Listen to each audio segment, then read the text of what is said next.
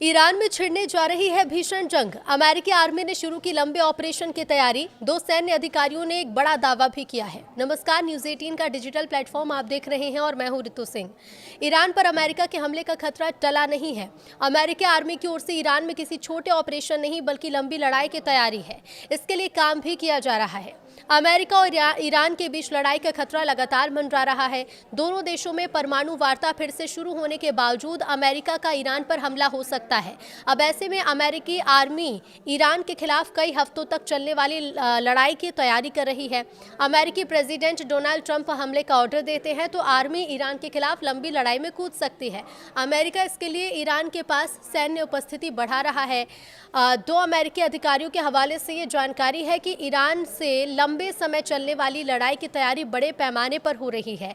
दोनों अफसरों के ये दावे हैं कि इस दफा लड़ाई दोनों देशों के बीच पहले से काफ़ी ज़्यादा गंभीर हो सकती है। ये बीते साल जून की तरह नहीं होगा जब अमेरिका ने इजरायल के पक्ष में आते हुए ईरान में रात को हवाई हमले किए थे। इस दफा दोनों देशों में एक लंबी लड़ाई हो सकती है। ऐसे में ईरान के आसपास सेना का जमावड़ा भी है। डोनाल्ड ट्रंप के आदेश पर ईरान के आसपास मिडिल ईस्ट में अमेरिकी मिलिट्री जमा हो रही है।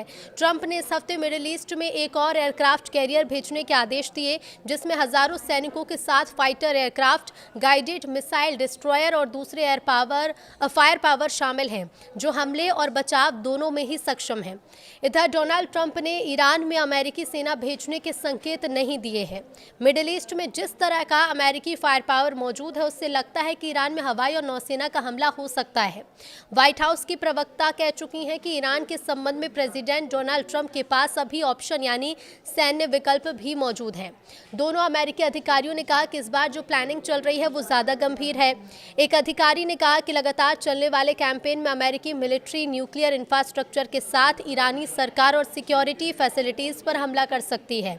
ऐसे में कई हफ्ते ये अभियान चल सकता है। एक्सपर्ट्स मानते हैं कि ईरान के खिलाफ ऑपरेशन में अमेरिकी फोर्सेस और पूरे क्षेत्र की सुरक्षा को लेकर रिस्क काफ़ी ज़्यादा है। ईरान के पास मिसाइलों का बड़ा जखीरा है। ईरान की ओर से पहले ही कहा जा चुका है कि वो कड़ी जवाबी कार्रवाई करेगा। इन जवाबी हमलों से रीजनल लड़ाई का रिस्क बढ़ जाता है। ईरान के रिवोल्यूशनरी गार्ड ने चेतावनी दी है कि उनके देश पर हमला होता है तो वो क्षेत्र के अमेरिकी मिलिट्री बेस पर जवाबी कार्रवाई करेंगे। अमेरिका के जॉर्डन, कुवैत, सऊदी अरब, कतर, बहरीन, यूएई और तुर्की में बेस हैं।